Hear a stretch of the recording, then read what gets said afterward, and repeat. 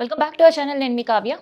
ప్రభుత్వ స్కూళ్ళ పరిస్థితి ఏంటి? ఒక పక్క దండోరాలేసి ప్రభుత్వ స్కూళ్ళల్లో జాయిన్ అవ్వాలి అంటూ టీచర్లు ఇల్లు ఇల్లు గడప గడప తిరుగుతున్నారు. ఇంకోవైపు ప్రభుత్వం 4000 స్కూళ్ళు మూసేయాలని, ఇంకోవైపు బ్రేక్ఫాస్ట్ స్కీమ్ అన్ని స్కూళ్ళకి ఒకేసారి అని ప్రకటించిన తర్వాత లేదు లేదు కాదు కాదు అది దఫాల వారీగా మళ్ళీ ప్రయత్నాలు కొనసాగిస్తాము అని ఇంకోసారి చెప్పడం.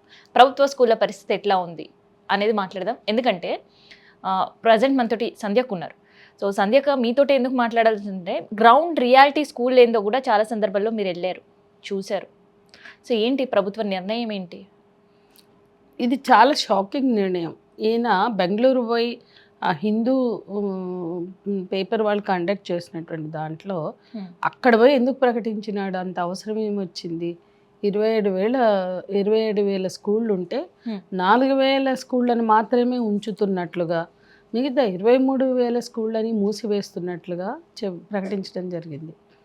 అంటే ఎంత అన్యాయం అంటే, స్కూళ్ళల్లో పిల్లలు లేరు అని చెప్పి ఏదో ఇంట్లో ఎలకలు ఉన్నాయని ఇల్లు దగలబెట్టుకున్నట్టుంది గవర్నమెంట్ నిర్ణయం. అంతే కదా, స్కూల్ పిల్లల్ని ఎట్లా పెంచాలని చూడాల్సిన చోట 23,000 స్కూళ్ళు అసలు మళ్ళీ నిర్మించగలుగుతారా? వీళ్ళు ఏదో బిల్డప్లు ఇచ్చుకుని ఏదో అంటారు చూడండి, ఇంత రాగం తీస్తే ఆడ ఏం లేదని. వీళ్ళు పెట్టబోయే ఇంటిగ్రేటెడ్ స్కూళ్ళ కోసం ఉన్న స్కూళ్ళని మూసిపడేస్తారట.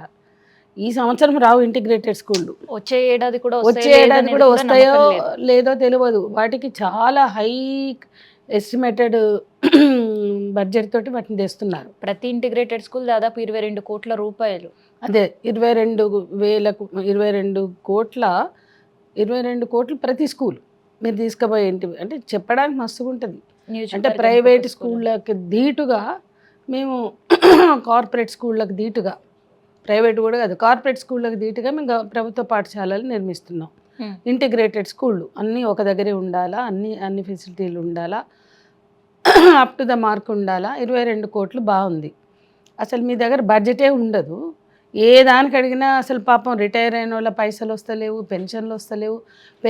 పెన్షన్ మీదే ఆధారపడి రిటైర్ అయిన ఉద్యోగులు, అంటే రిటైర్ 10 ఏళ్ల క్రితం 15 ఏళ్ల క్రితం రిటైర్ అయిన ఉద్యోగులు, టీచర్లు కానీ ఉద్యోగులు కానీ వాళ్ళు ఎదురు చూస్తున్నారు. మీరు 4 నెలలు 5 నెలలు 6 నెలలు కూడా బకాయిలు పెట్టిన సందర్భాలు ఉన్నాయి. ఈరోజు మీరు ఈ స్కూళ్ళకి బడ్జెట్ ఉందా, నన్ను కోసి కూర వండుకున్న పైసలు లేవని మాట్లాడే ఈ రేవంత్ ఇవాళ ఎవరు అడిగిన ఇంటిగ్రేటెడ్ స్కూళ్ళు ప్రకటిస్తున్నాడు. ఉన్న స్కూళ్ళని స్ట్రెంగ్తెన్ చేయవయ్యా బాబు అంటే ఉన్నాయి మూసేస్తా అంటుండు. అసలు ప్రతి ఊర్లో ఆ స్థలం కానీ పట్టణాల్లో నగరాల్లో ఉన్న ప్రభుత్వ పాఠశాలల స్థలం చాలా ప్రైమ్ లొకేషన్స్లో ఉన్నాయి. సరే, మీరు వాళ్ళు ఆ ల్యాండ్ని ఏం చేస్తున్నారు? ఇవాళ అనేక అనుమానాలు పరిశీలకులకు ఉన్నాయి. ఉద్యమకారుల నుంచి మొదలు పెడితే సామాజిక బాధ్యతతో ఆలోచించే వాళ్ళు ఈ ప్రైమ్ ల్యాండ్ ఉన్నటువంటి స్కూళ్ళని ఏం చేస్తున్నారు? వీళ్ళు ప్లాన్ చేస్తున్న కార్పొరేట్ స్కూళ్ళన్నీ కొన్ని ప్రాంతాలకు మాత్రమే ఉన్నాయి. ఇప్పుడు గవర్నమెంట్ స్కూళ్ళు అంటే హైదరాబాద్ లాంటి నగరాలు తీసుకోండి, పెద్ద నగరాలు పట్టణాలు తీసుకోండి, వరంగల్, నిజామాబాద్ ఇట్లాంటి ఒక చోటు ఉంటే కాదు స్కూల్ అనేది, ఎక్కడికక్కడ ఉండాలి. అట్లాగే పంచాయతీలు, గ్రామ పంచాయతీలు తీసుకోండి, తండాలు తీసుకోండి.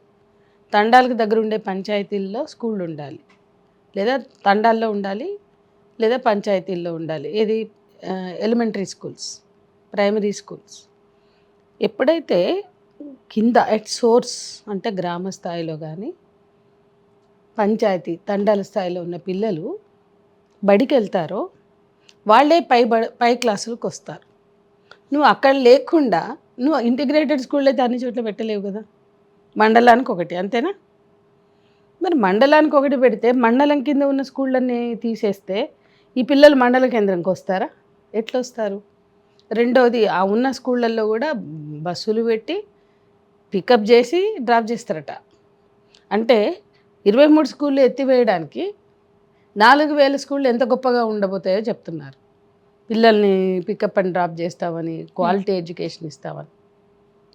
ఈరోజు మన గవర్నమెంట్ స్కూళ్ళల్లో ఉన్నంత highly educated teachers, qualified teachers ఇంకెక్కడ లేరు. అయితే ఇన్ కేస్ ప్రభుత్వం కనుక ఇదే నిర్ణయం గుడ్డిగా ముందుకెళ్తే ఆల్రెడీ లిటరసీ రేట్లో తెలంగాణ 7th ప్లేస్లో ఉంది. 28వ భారతదేశంలో 26వ రాష్ట్రంగా ఉన్నాం మనం. ఇవాళ 28వ రాష్ట్రంగా పడిపోయాం ఇప్పటికే. అంటే 29 రాష్ట్రాలే మనకన్నా ఒక రాష్ట్రమే వెనుకుంది. సిగ్గుపడాలి. చంద్రబాబు హయాం అంటే ఉమ్మడి ఆంధ్రప్రదేశ్ నుంచి కూడా 26వ స్థానంలో, అప్పుడు ఎప్పుడు లాస్ట్ బటన్ మనమే. మన కింద రాజస్థాన్ ఉంటుంది లేదా బీహార్ ఉంటుంది. ఎప్పుడు కూడా 26 రాష్ట్రాలు ఉన్నప్పుడు 25వ స్థానం మనకే ఖరారు. ఎన్నడూ మనం 25 నుంచి కిందికి వచ్చింది లేదు. చూపియండి ఒక 50 ఏళ్ళ చరిత్ర తీయండి. మనం ఎప్పుడైనా ఉన్నామా? అంటే అంత కింది స్థానంలో మనం ఉండి ఈరోజు అంటే మనం టాప్లో కేరళ ఉంటే కింద మనం ఉన్నాం.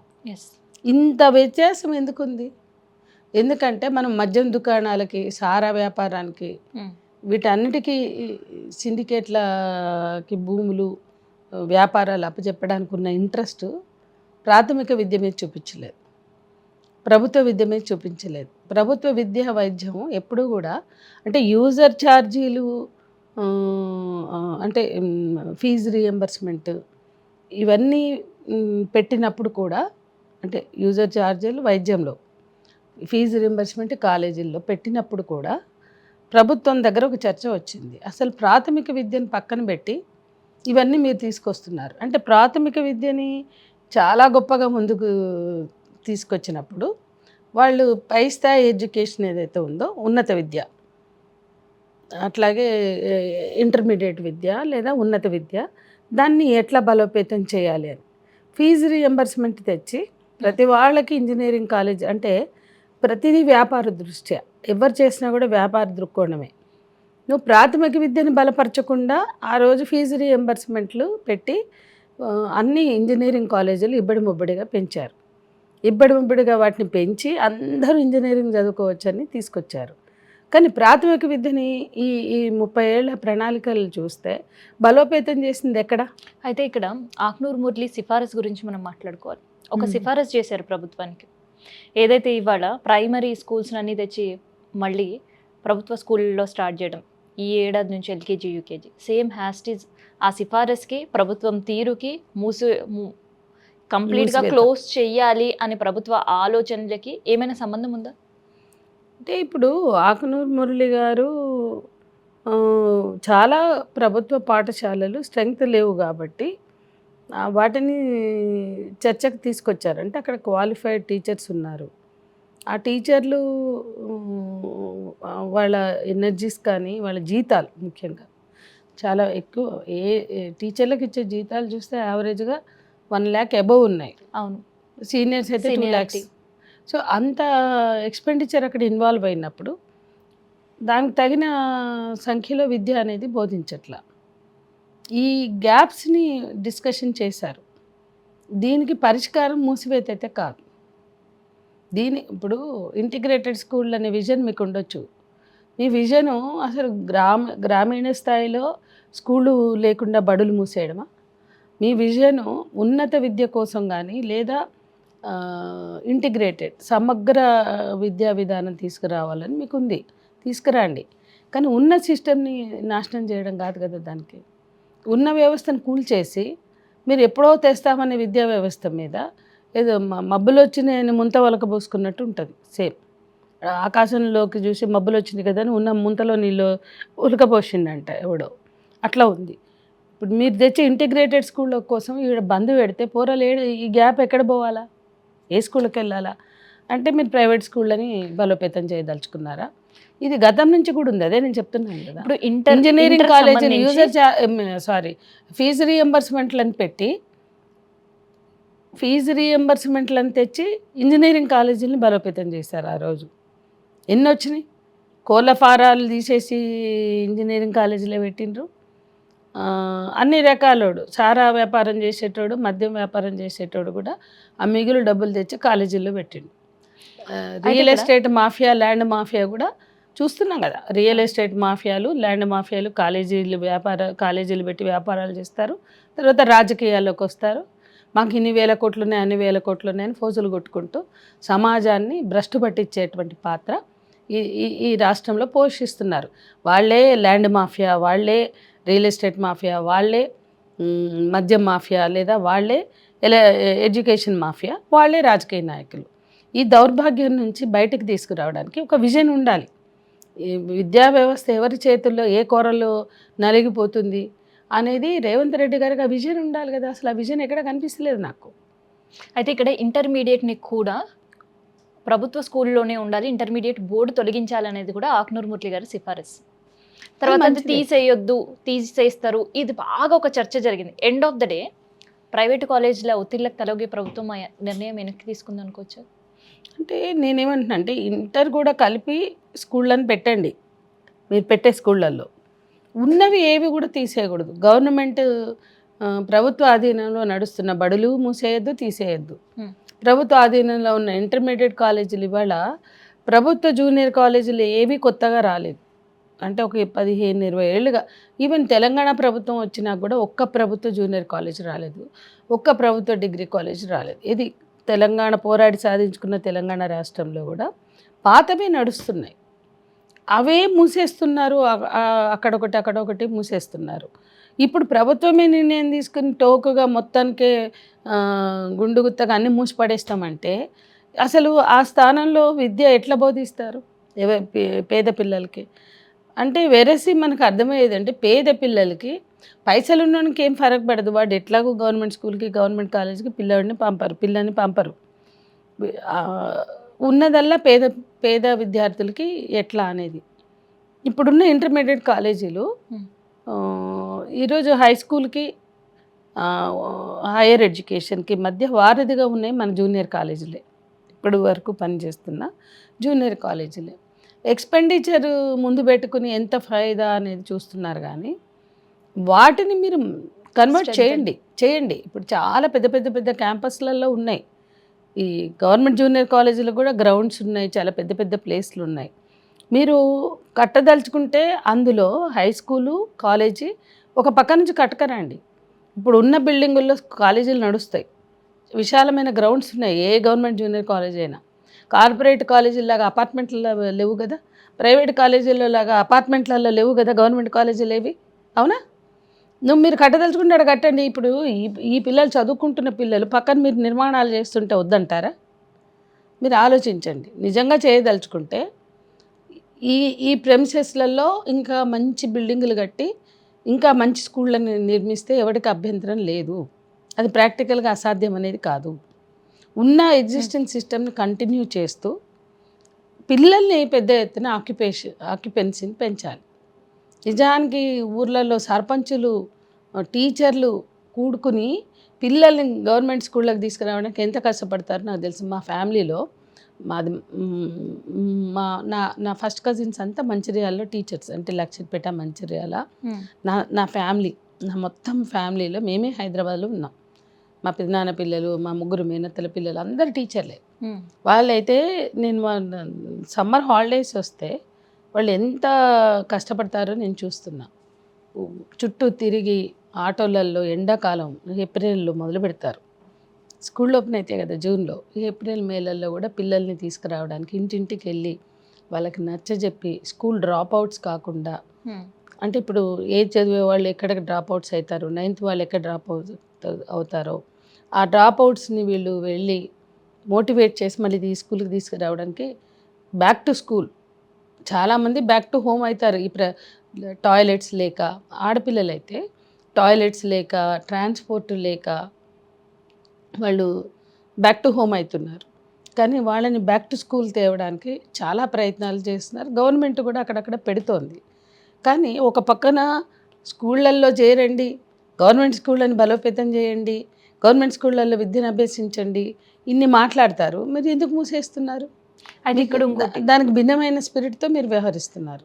గవర్నమెంట్ స్కూళ్ళల్లో చాలా క్వాలిఫైడ్ టీచర్స్ ఉన్నారు, కాకపోతే పిల్లలకి ఎందుకు క్వాలిఫైడ్ విద్య అందకుండా పోతుంది? ఇది నేనన్నమాట కాదు, ఏకంగా క్వశ్చన్ ఏంటంటే మాట్లాడిన పరిస్థితి ఇది మన సమాజంలో ఉన్న సిచ్యుయేషన్ని చూపిస్తుంది. ఇది ఒక ముఖ్యమంత్రి అంత అజ్ఞాని, అంత అవివేకుడా?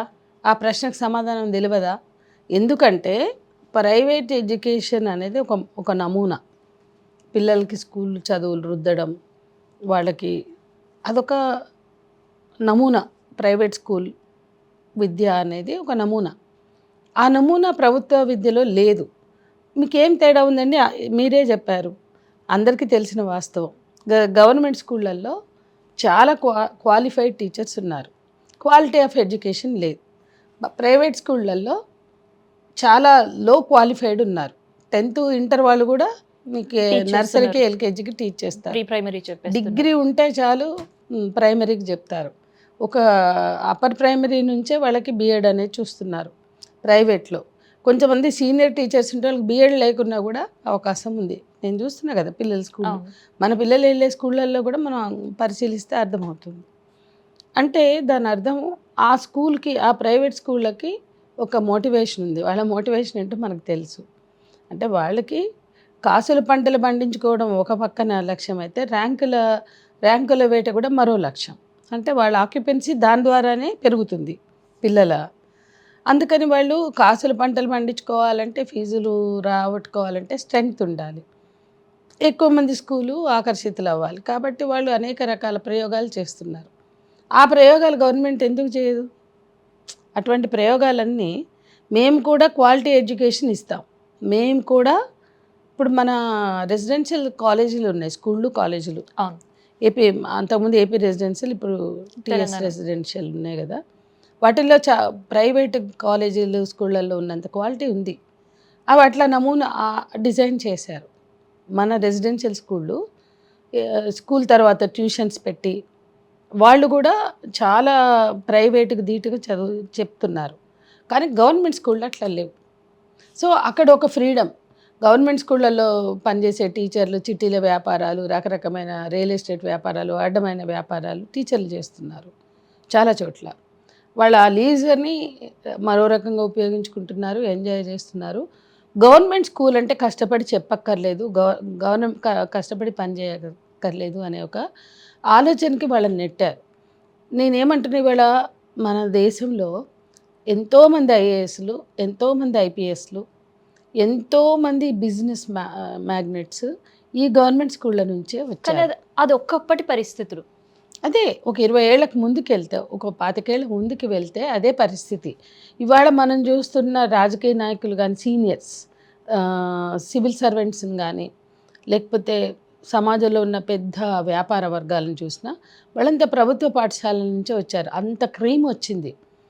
అంటే ప్రభుత్వ పాఠశాల నుంచి అంత క్రీమ్ ఆ రోజు వచ్చినప్పుడు ఇవాళ ఎందుకు రావట్లేదు అంటే, వాటిని డిస్కరేజ్ చేశారు.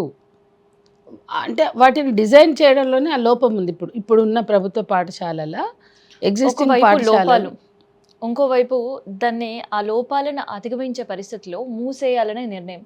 సో ఒక పక్క ప్రైవేట్ ఇంపాక్ట్ అయినా, లేదంటే రియల్ ఎస్టేట్ ప్రైవేట్ స్కూళ్ళ కోసమే నేను అదే చెప్తున్నాను. ప్రభుత్వ వైద్యం ఇవాళ మీరు సేమ్ ప్రభుత్వ వైద్యాన్ని కూడా వర్తిస్తుంది. ప్రభుత్వ ఆసుపత్రుల్లో ఉన్న క్వాలిఫైడ్ డాక్టర్స్, మీకు ఏ గవర్నమెంట్ హాస్పిటల్కి వెళ్ళినా సర్జన్స్ అంటే సర్జన్సే, qualified surgeons, qualified doctors government హాస్పిటల్లోనే ఉన్నారు. అవును. ఎంత అనుభవజ్ఞులో. నీకు ప్రైవేట్ హాస్పిటళ్ళలో ఒక ఎమర్జెన్సీలో ఎంబీబీఎస్ అయితే చాలు, అతను ఏ వార్డునైనా ఒక ఎంబీబీఎస్ నడపగలుగుతాడు. కానీ మన గవర్నమెంట్లో అట్లా లేదు. క్వాలిఫైడ్ వాళ్ళే ఏ దాన్నైనా నిర్వహిస్తారు. కానీ అవి కూడా అంతే కదా. అంటే వాటిని డిస్కరేజ్ చేశారు. ప్రైవేటీకరణ కోసం ప్రభుత్వ నమూనాలే మారిపోయాయి. అంతా ప్రైవేటీకరణ వైపు, కార్పొరేటీకరణ వైపు ప్రయాణం. అంటే వీటిని రూపొందించేటప్పుడే, డిజైన్ చేయడంలో, అంటే ఒక 20-30 ఏళ్ల క్రితం ఎప్పుడైతే మనకి నూతన ఆర్థిక విధానాలు రాలేదో, ఎప్పుడైతే ఎల్పిజి లిబరలైజేషన్, ప్రైవేటైజేషన్, గ్లోబలైజేషన్ జరగలేదో, దాని ముందుకెళ్తే గవర్నమెంట్ హాస్పిటళ్లలో ఎవరన్నా వైద్యం చేయించుకో, ఎంత ఎమ్మెల్యే కూడా, ఎవరైనా కూడా గవర్నమెంట్ హాస్పిటళ్లలో వైద్యం చేయించుకునేవాళ్ళు. ఓకే, 30 ఏళ్ల క్రితం వెళ్తే ఎవరైనా గవర్నమెంట్ స్కూళ్ళల్లో పిల్లల్ని అడ్మిట్ చేసేవాళ్ళు. అంటే క్వాలిటీ ఎడ్యుకేషన్ కానీ, క్వాలిటీ హెల్త్ సర్వీసెస్ కానీ ఆ రోజు ఉన్నాయి. ఎప్పుడైతే ప్రైవేటీకరణ ప్రారంభమైందో, ఎప్పుడైతే కార్పొరేటీకరణ వైపు ప్రయాణం మొదలైందో అవన్నీ డిస్కరేజ్ చేస్తూ వచ్చారు, అందరినీ ఇటువైపు మళ్ళిస్తున్నారు. అయితే ఇక్కడ ప్రభుత్వం నిర్ణయం ఒకలాగుంది, ఉపాధ్యాయుల వ్యవహార శైలి ఒకలాగుంది, గ్రామస్తుల పరిస్థితులు ఇంకొకలా ఉన్నాయి. గ్రామస్తులు వాళ్ళ ఊర్లో స్కూల్ని పక్కడబందీగా మంచి టాయిలెట్స్ పెట్టి, వాటర్ ఫెసిలిటీ పెట్టి, ఈ మినిమం స్కూల్లో తాగడానికి వాటర్ ఉండదు, టాయిలెట్స్ ఉండవు. ఎవరు పంపిస్తారు? ప్రైవేట్ స్కూళ్ళల్లో అవన్నీ మంచిగా ఉంటాయి. అట్లాగే టీచర్లు ఎలాగూ ఉంటారు, కానీ పిల్లల్ని పెంచడానికి తగిన అష్యూరెన్స్ గ్రామానికి ఇవ్వాలి. మీరు ఇంత ఫీజులు కట్టి ప్రైవేట్కి వెళ్తున్నారు, అంతకన్నా మంచి చదువు మేము చెప్తాము, మీకు అంతకన్నా ఎక్కువ ర్యాంకులు తెస్తాము, అంతకన్నా ఎక్కువ రిజల్ట్స్ మేము తెస్తాము అంటే తల్లిదండ్రులు, గ్రామాల్లో ఉండే తల్లిదండ్రులకు పిచ్చా డబ్బులు బారేసుకోవడానికి? తల్లిదండ్రులు ఎక్కడ ఈల్డ్ అవుతున్నారు? ఇక్కడ ప్రభుత్వం మాకుంది ఒకళ్ళో ఇద్దరు పిల్లలు, ఎవరైనా ఇద్దరినే కంటున్నారు, అందుకని ఎక్కువ కంటలే.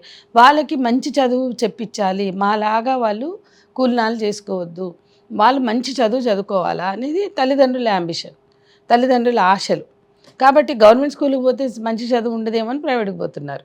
ప్రైవేట్లో మీరు తగలబెట్టి పైసలు దారపోసి మీరు ఏం చదివిస్తుండ్రో అంతకన్నా ఎక్కువ చదువు మేము ఇస్తాం, అంతకన్నా ఎక్కువ క్వాలిటీ మేము ఇస్తాం, అంతకన్నా బాగా పిల్లల్ని మేము తీర్చిదిద్దుతాం అనే గ్యారంటీ ఇస్తే ఖచ్చితంగా తల్లిదండ్రులు పంపిస్తారు. అంత డబ్బులు ఏం లేవు వాళ్ళ దగ్గర. అయితే ఇక్కడ ప్రభుత్వం స్కూళ్ళని మూసేస్తాము అని ఏకంగా ముఖ్యమంత్రి చెప్పిన పరిస్థితి, టీచర్స్ ఏమో పిల్లల్ని వెనక్కి తీసుకురావడానికి పడుతున్న పాటలు, గ్రామాల్లో ఏమో వాళ్ళ స్కూళ్ళు బాగు చేయాలి అని ప్రభుత్వం ఏం చేసినా చేయకుండా సొంత చందాలు వేసుకొని స్కూళ్ళని మళ్ళీ అక్కడ ఉండే వర్క్ అంతా చేయిస్తున్నారు. అదొకటి. ఇంకొకటి, కొన్ని గ్రామాల్లో ఏకంగా వాళ్ళే తీర్మానాలు చేసుకుంటున్నారు, ఇంకా ఇప్పటి నుంచి మనం ప్రైవేట్ బడులకు పంపించొద్దు, ప్రభుత్వ బడులకి పంపించాలి, ఎవరు ప్రైవేట్ స్కూళ్ళకి చేరినా కూడా వాళ్ళకి పథకాలు కట్ అని. ఒక ఎఫర్ట్ పెడుతున్నారండి. అంటే ప్రజల్లో భయం స్టార్ట్ అయిందా ప్రభుత్వం తీసుకునే నిర్ణయం పైన? అదొక స్వచ్ఛందంగానే జరుగుతోంది గత కొద్ది కాలంగా. ఇప్పుడు ఆ ఊళ్ళల్లో, ఆ స్కూళ్ళల్లో చదువుకున్న వాళ్ళు వ్యాపార వర్గాలుగా ఉన్న, అమెరికా విదేశాల్లో ఉన్న వాళ్ళ నుంచి నిధులు సేకరించి వాటర్ ట్యాంక్స్ కట్టడం, టాయిలెట్స్ కట్టడం, వాటిని మంచిగా మెయింటైన్ చేయడానికి ఒక కృషి చేయడం, ఇటువంటివి కూడా జరుగుతున్నాయి. అంటే ప్రైవేట్ సోర్సెస్లో కూడా వనరులను సేకరించుకుంటున్నారు, రిసోర్సెస్ని పెంచుకుంటున్నారు. ఇప్పుడు మా ఊర్లో స్కూల్ ఉందనుకో, మా అమ్మ పేరుతో, మా నాన్నగారి పేరుతో ఏమి ఇవ్వాలా అని మేము వాళ్ళ దగ్గరికి వెళ్ళి మీకు ఏం కావాలి అని అడిగి వాళ్ళకి కావాల్సినవి మేము ఇచ్చాం. అట్లా మాలాగా చాలామంది కూడా వాళ్ళ తల్లిదండ్రుల పేర్లతో విదేశాల్లో స్థిరపడిన వాళ్ళు తిరిగి బ్యాక్ టు స్కూల్, మన స్కూల్కి మనం ఏమన్నా చేద్దాం అన్న విధంగా చేస్తున్నారు. ఆ వనరుల సేకరణ అనేది ఇంకా పెరగాలి. ఇప్పుడు స్వచ్ఛందంగా చాలామంది బాగా వెల్ సెటిల్డ్గా ఉన్నప్పుడు మనం ఇంత వాళ్ళం అవ్వడానికి కారణమైన మన స్కూల్ని బాగు చేసుకుందాం అనే కాన్సెప్ట్ వచ్చింది చాలా చోట్ల. దాన్ని ఇంకా డెవలప్ చేయాలి. ఇప్పుడు ఆ school head master, high school ఉంది, ఆ స్కూల్ హెడ్ మాస్టర్ కొంత ఎఫర్ట్స్ పెట్టి ఆ ఊర్లో చదువుకున్న పిల్లలు ఎవరు, వాళ్ళు ఎక్కడ ఉన్నారు, వాళ్ళ అడ్రస్లు, ఫోన్ నెంబర్లు సేకరించి వాళ్ళని కాంటాక్ట్ చేసి కొంత వనరులను సేకరించుకోవచ్చు. ఆ తర్వాత స్కూల్ని పరిపుష్టం చేయడం, దాన్ని కొంచెం సమగ్రంగా ఆ స్కూల్లో ఉండే అన్ని రకాల లోటుపాట్లని పూరించి తీర్చిదిద్ది, అట్లా ఆ స్కూల్ మీద ఎఫర్ట్ పెడితే స్కూలు టీచర్లు కానీ, ముఖ్యంగా స్కూల్ మేనేజ్మెంట్స్ అంటే హెడ్ మాస్టరు, అడ్మిన్ పీపుల్ అట్లా పెట్టి ఆ స్కూల్ చక్కగా తీర్చిదిద్దితే ఆ ఊర్లో వాళ్ళ పిల్లల్ని అందరినీ పంపించడానికి నమ్మకం కుదురుతుంది. చూడండి ఎంత బాగుంది, వాటరు, టాయిలెట్స్ అన్నీ ఉన్నాయి, ఎట్లాగో టీచర్లు ఎట్లాగో ఉంటారు. కాబట్టి అట్లా ఒక కాన్ఫిడెన్స్ ఇవ్వాలి, అదొక ముఖ్యం. అట్లాగే ఈరోజు ప్రైవేట్ స్కూళ్ళ వైపు ఎందుకు దృష్టి సారిస్తున్నారు అనేది అందరికీ క్లారిటీ ఉన్నప్పుడు గవర్నమెంట్ అయితే ఇక్కడ ప్రైవేట్ స్కూళ్ళ పైన చాలా మంది మక్కువ చూపిస్తున్నట్టుగా దాని రీజన్స్ నంబర్ ఆఫ్ మనకు తెలిసింది. సైమల్టేనియస్గా ఎందుకు ప్రైవేట్ స్కూళ్ళ ఫీజుల పైన ఏ ప్రభుత్వం మారినా కూడా ఎందుకు ఎలాంటి ఖచ్చితమైన దిశానిర్దేశం, ఇలాంటి రూల్స్ అండ్ రెగ్యులేషన్స్ అసలు ప్రభుత్వానికి ఆ విజన్ లేదు. వాటిని ప్రైవేట్ స్కూళ్ళని డిస్కరేజ్ చేసి గవర్నమెంట్ స్కూళ్ళని ఎంకరేజ్ చేసి దానికి తగిన నియమ నిబంధనలను రూపొందించాలి, దానికి తగినటువంటి విధి విధానాలు రూపొందించాలి, దాన్ని ప్రచారం చేయాలి. ప్రభుత్వం దగ్గర ప్రచార దళాలు ఉన్నాయి, సాంస్కృతికంగా ఇన్ఫర్మేషన్ డిపార్ట్మెంట్ ఉంది, సమాచార ప్రసార మాధ్యమాలు ఉన్నాయి, వాటి ద్వారా ప్రసారం చేయొచ్చు. మీరు ఎక్కడ చేశారు ఒక్కటన్నా చూపించండి. మీరు గవర్నమెంట్ స్కూళ్ళకే ఎందుకు పంపాలి అనడానికి ఎక్కడికక్కడ మీ కల్చరల్ టీమ్స్ ఉన్నాయి కదా, గవర్నమెంట్ కల్చరల్ టీమ్స్ ఊరూరా వెళ్ళి ప్రచారం అవి చేసి, ఎన్నికల సమయంలో మాత్రమే ఎన్నికల్లో కాకుండా అసలు వాళ్ళు ప్రభుత్వ పథకాలను ప్రచారం చేయడానికి తప్ప ఇట్లా మోటివేట్ చేసి పిల్లల్ని స్కూళ్ళకి తిరిగి పంపడానికి తగిన చైతన్యాన్ని నింపే విధంగా వాటిని తీర్చిదిద్దాలి. అంటే ప్రభుత్వ యంత్రాంగంలో చాలా టూల్స్ ఉన్నాయి, గవర్నమెంట్ దగ్గర చాలా చాలా మెషినరీస్ ఉన్నాయి, టూల్స్ ఉన్నాయి, ఇన్స్టిట్యూషన్స్ ఉన్నాయి, వ్యవస్థలు ఉన్నాయి. గవర్నమెంట్కి ఏం లేదు, కలెక్టర్ ఉంటాడు, ఒక ఆర్డర్ పాస్ చేస్తాడు, కల్చరల్ వింగ్స్ ఉంటాయి, ఇన్ఫర్మేషన్ విభాగం ఉంటుంది, డిఫరెంట్ ఎంఆర్ఓలు ఆర్డీఓలు ఉంటారు, పంచాయతీరాజ్ వ్యవస్థ ఉంటుంది. ఇవన్నీ గవర్నమెంట్ దగ్గరే ఉంటాయి. పంచాయతీరాజ్ వ్యవస్థ స్థానికంగా గ్రామ పాలనకి తోడ్పడాలి, దానిలో విద్యా వైద్యం కూడా పెట్టాలి కదా. అట్లాగే కింది నుంచి కూడా అంగన్వాడీలు ఇప్పుడు రకరకాల బాలల కేంద్రాలు ఉన్నాయి, అంగన్వాడీలు ఉన్నాయి. ఇవన్నీ చేయాల్సిన పనులేంటి? ఇప్పుడు కింద అంగన్వాడీలో పిల్లల్ని, ముందు పుట్టిన పిల్లల్ని, చిన్న పిల్లల్ని 0 to 6 అంగన్వాడీలో పెడితే 6 months తర్వాత 6 yearsకి స్కూల్లో వేయాలి.